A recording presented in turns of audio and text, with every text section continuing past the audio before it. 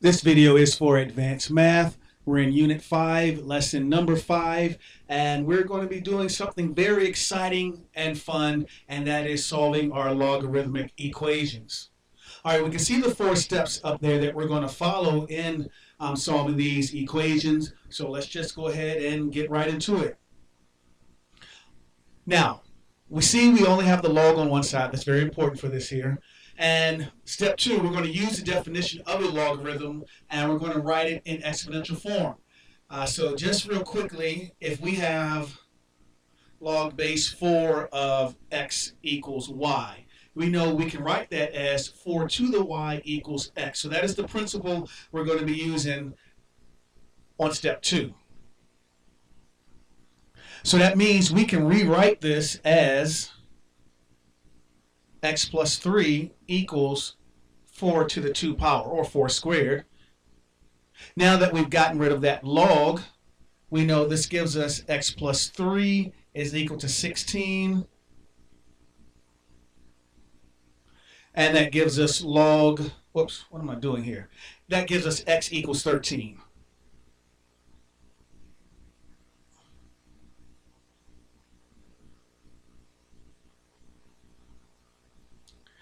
And it says we want to check each solution. So let's see. We have log base 4 of 13 plus 3 equals 2. Is that a true statement? Well, let's see. Log base 4 of 13 plus 3, log base 4 of 16, does that equal 2? Well, if that is true, then that means 4 to the 2 power equals 16.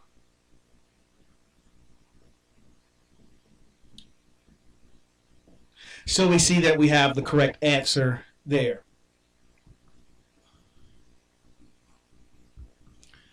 Let's move on over to the second one here. Now, we've got to understand that we still must follow regular algebraic rules for solving equations. So in this one right here, we do not have that logarithmic expression by itself over there on the left side. We need to have it by itself before we start implementing the steps that we have up here for our logarithmic equations. So how are we going to get that log expression by itself? We're saying 3 times the natural log of 2x. So following our normal algebraic rules, if we had 3a equals 12, we would just divide both sides by 3 and get a equals 4. Well, one of the things I like to say is that complexity does not change the rule. We have something a little bit more complex, a logarithmic expression, but it does not change our algebraic rules. So to get that log expression by itself, we need to divide both sides by 3. And now we have natural log of 2x equals 4. Now we've got to go with the understanding that natural log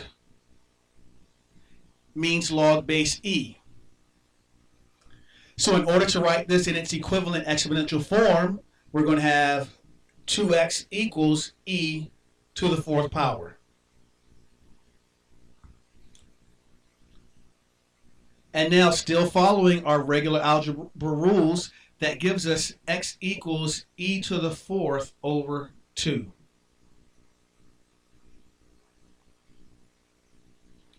Now let's check our answer to see if we're correct.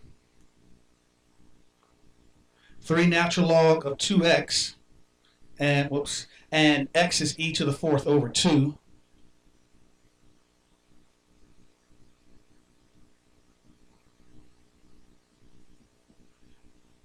Does that equal 12?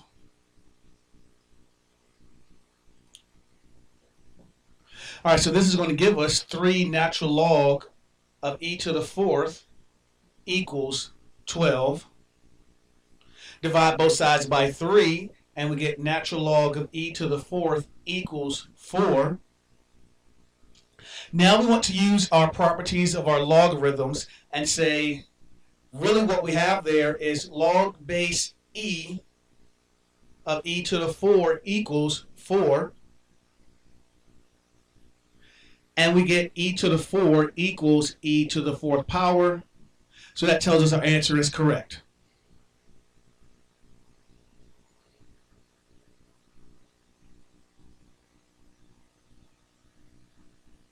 Now I want to drop down to this last one that we have here, and we are going to have to use some of our properties of logarithms.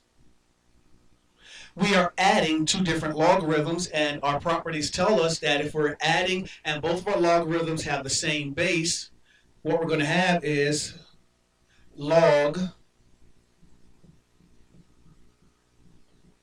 We just multiply our two arguments, and that equals 1. Now, our next step, we could either get rid of our logs on our next step, or we could get into our algebra on the next step. What I want to do is get rid of our logs on the next step.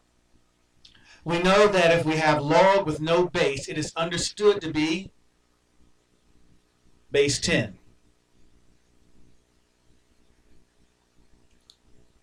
So this tells us that 4x times x minus 3 equals 10 to the 1 power. Equivalent exponential form. So this gives us 4x squared minus 12x equals 10.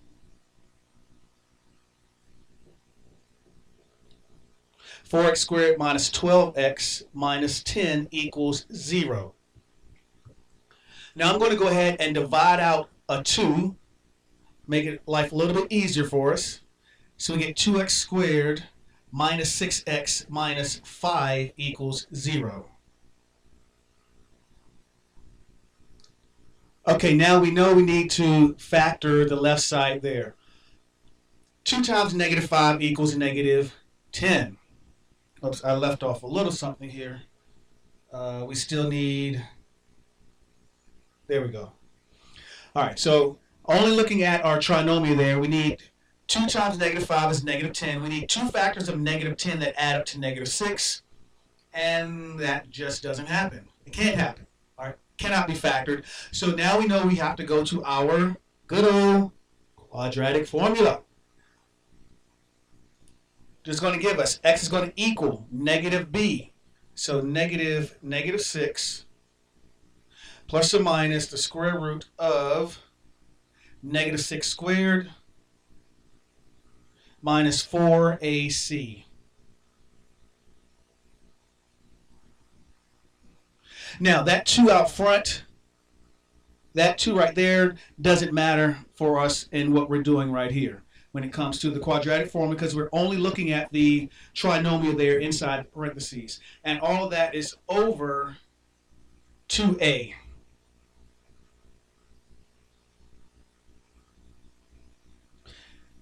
And just so we're not confused, this is the 2 that is going there and there, not the 2 out front. Okay. So this is going to give us x equals negative 6 is a positive 6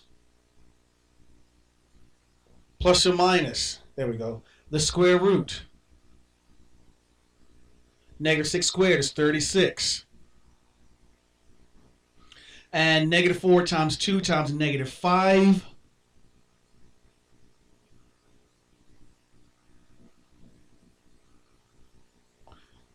Over 4. Now this gives us x equals 6 plus or minus the square root of 76 over 4. 76, we can simplify that. That simplifies into 4 times 19. So we get 6 plus or minus 2 square root of 19 over 4. All right, let's bring it on home. So we're going to have x equals 6 over 4 plus or minus 2 square root of 19 over 4. All right, I just wanted to split it out so we can see this a little bit better. This gives us 6 over 4 is 3 halves.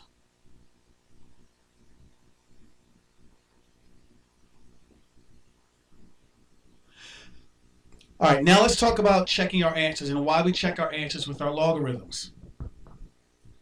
If we put 3 halves minus square root of 19 over 2,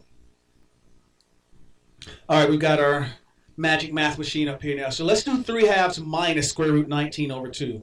And I'm just going to call it 1.5 just to make it quicker and easier for me. 1.5 minus, and we've got the square root of 19 divided by, oops, square root of 19, come on.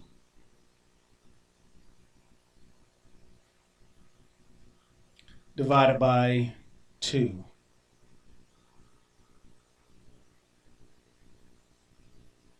We get a negative number. All right, so let's just call it negative 0.68. If we put negative 0.68 in right there, we get a negative value, a negative argument for our logarithm. We cannot take the logarithm of a negative number. So that tells us that 3/2 minus square root of 19 over 2 is what's called a superfluous solution. It works out as a solution when we do it mathematically, but in reality it is not a solution, so we must reject that answer, and our only answer to this one right here is 3 plus square root 19 over 2. We must reject any value for x that does not fall within the domain for our logarithmic functions. Okay, so now those other 3 practice problems, go ahead and do those, and we will check the answers. I will pause the video and give you a few minutes to do those. Okay, let's take a look at these solutions. All right, that first one, log base 2 of 3x minus 5 equals 4. All right, pretty straightforward there. 2 to the 4 equals 16. And we set the 3x minus 5 equal to that. And we can check our answer and see that there. Then 4, natural log of 3x equals 8. Again, we want to do our algebraic portion first. We got to get that log expression by itself over there on the left side. And then when we do, of course, natural log being log base e, so we raise both sides, make both sides the exponent with e as the base, and we get x equals e squared over 3. And then we see on this last one, we had a quadratic that worked out a little better for us because we did not have to use the quadratic formula. But as we see there, once we work it all out, we get that x plus 1 equals 0. We get a superfluous solution of x equals negative 1, where algebraically and mathematically it does satisfy that portion of the equation. But again, if we put negative 1 in for x, we're going to be taking the log of a negative number, and as we have seen before, we cannot take the logarithm of a negative number. Okay, now I want to move on to what do we do if we have the logarithm on both sides of our equal sign?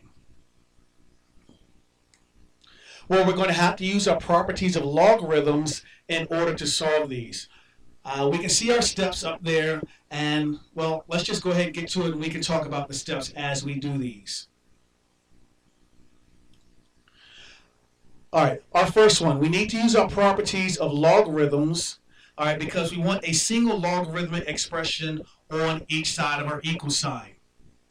So that tells us with this first one right here, we're going to have to rewrite this as log base 3, bring it up. We have log base 3, and then we have x plus 5. We're adding these two separate log expressions, so we know we're going to multiply them. And we do not do anything with the right side there.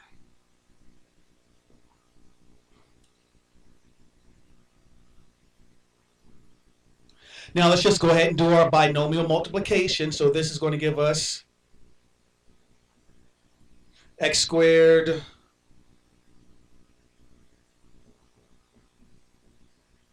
okay.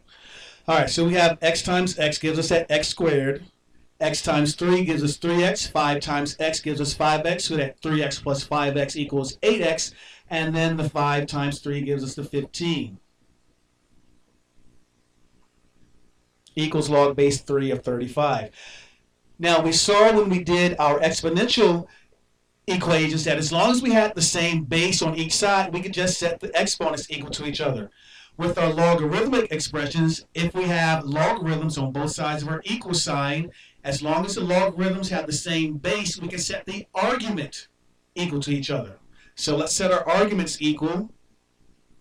X squared plus 8x plus 15 equals 35. Using our regular rules of algebra, we know we're going to have x squared plus 8x minus 20 equals 0. We know our quadratics must be set equal to 0. Now let's go ahead and factor that left side.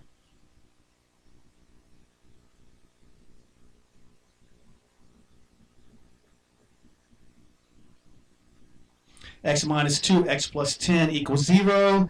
And this is going to give us x equals 2 and x equals negative 10. And once again, we must reject our superfluous solutions. I love that word, superfluous. So that our only answer here is x equals 2. Again, we see if we put negative 10 in for x, we're going to be trying to take the log of a negative number, which we cannot do.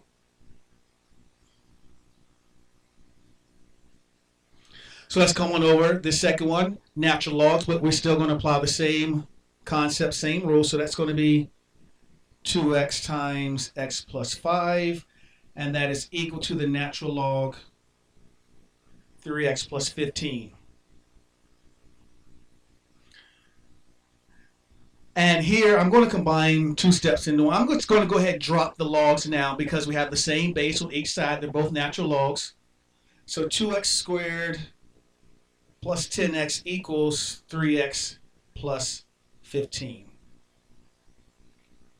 Which will give us 2x squared plus 7x minus 15 equals 0. Now let's go ahead and factor this over here. We have, this is going to give us 2x squared minus 3x plus 10x minus 15 equals 0. All right, so now let's go to our factoring by grouping. This is going to give us x, 2x minus 3 plus 5, 2x minus 3 equals 0. X plus 5 equals 0. 2x minus 3 equals 0. This first one is going to give us x equals negative 5. Let's go ahead and reject that answer.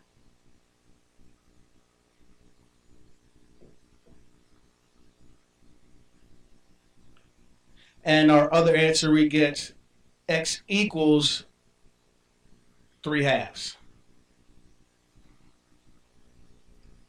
And you can check that answer in your calculator if you so choose. But I want to go ahead and keep it moving. We have a few more we want to work our way through here. Now we are subtracting. All right, we are subtracting. We have the same log base. So we know this is going to give us. All right, so we know this is going to give us log of x plus 4 over x equals log of x plus 2. And just to throw it in there, we know that it's log base 10 because the base is not specified. Okay, so x plus 4 divided by x equals x plus 2. Now we know we need to, well, there are a couple things we can do here. But let's just go ahead. This gives us x plus 4 equals x squared plus 2x.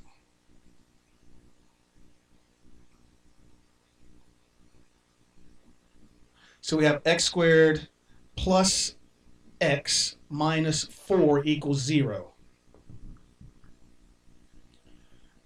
All right, that's just a little bit of algebraic manipulation there to get everything over on our left side set equal to 0. So now we need two factors of negative 4 that will add up to positive 1. Does not exist in the real world. All right, so we get to go to our handy dandy quadratic formula. So x equals negative b, so negative 1, plus or minus the square root of 1 squared minus 4 times a, which is 1, times c, which is negative 4. All of that over 2a, which is 1. So this gives us negative 1 plus or minus the square root of 17 over 2. Obviously, negative 1 minus the square root of 17 over 2 is going to be a negative number, so we're going to reject that. And the only number, or the only solution we're going to accept, is x equals negative 1 plus the square root of 17 divided by 2. And again, if you don't believe me, you can put it in your magic math machine and we'll see that the answer is negative 1 plus square root 17 over 2. All right. Now, this next one right here, got to be careful how we approach this. We want to use our properties of logarithms, so that first expression, we're going to have to rewrite that as a natural log of x squared.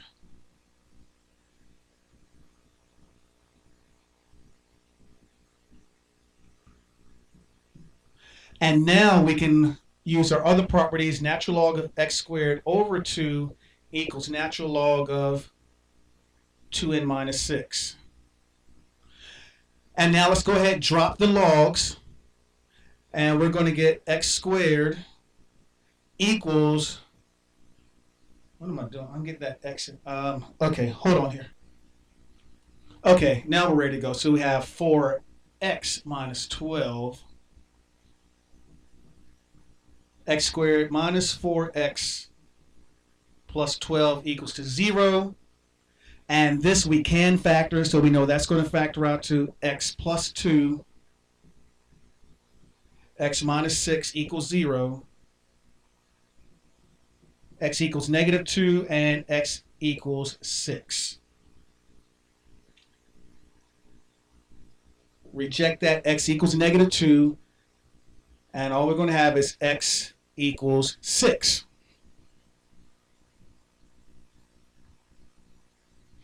Okay, so there we have it for our logarithmic equations. Now let's look at it being applied here.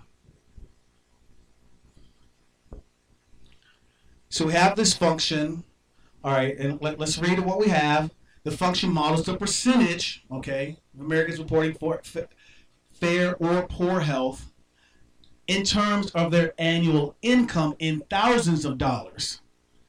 And we want to see, based on this function, based on this model, what annual income will correspond to a 10% of people, Americans, reporting fair or poor health. All right. So we're looking at percentage. So this tells us we want 10%. So we're saying that 10 is going to equal 54.8 minus 12.3 natural log x. And once again, as I like to say, complexity does not change the rule. We still need to solve this like a regular algebra problem. So we're going to start off, we subtract that 54.8 from both sides.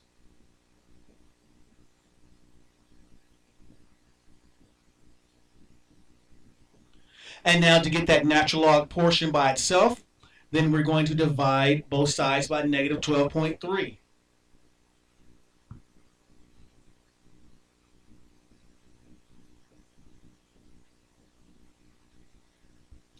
And then to get rid of that natural log, we're going to say e to the 3.64 equals x. And that's going to give us x is approximately 38.18. And we have to understand what it's asking us and how do we interpret this to write our answer.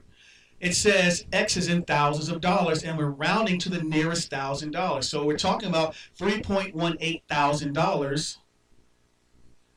which to the nearest 1,000 rounds to $38,000. So we're saying here that an annual income of $38,000 results in 10% of Americans reporting fair or poor health.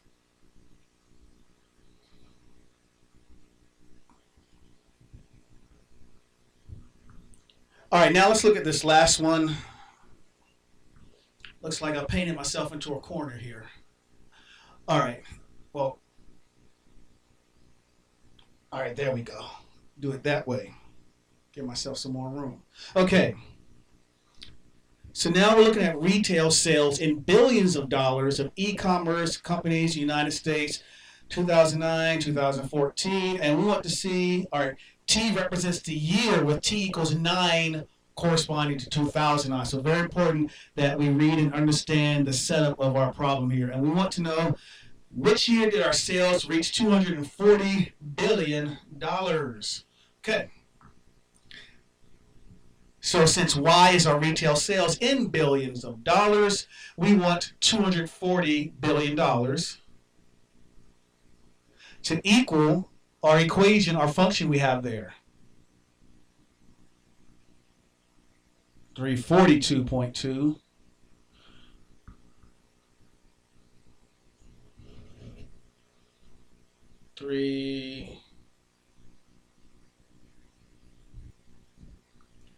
And once again, the complexity of the problem does not change the rules for how we solve our problem. So let's go ahead and add that 614 to each side.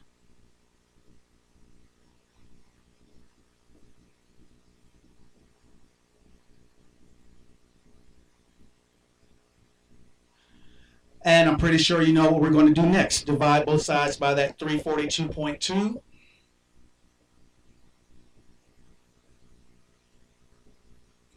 We're in natural log, so we know that's base E. So that's going to give us e to the 2.5 equals t.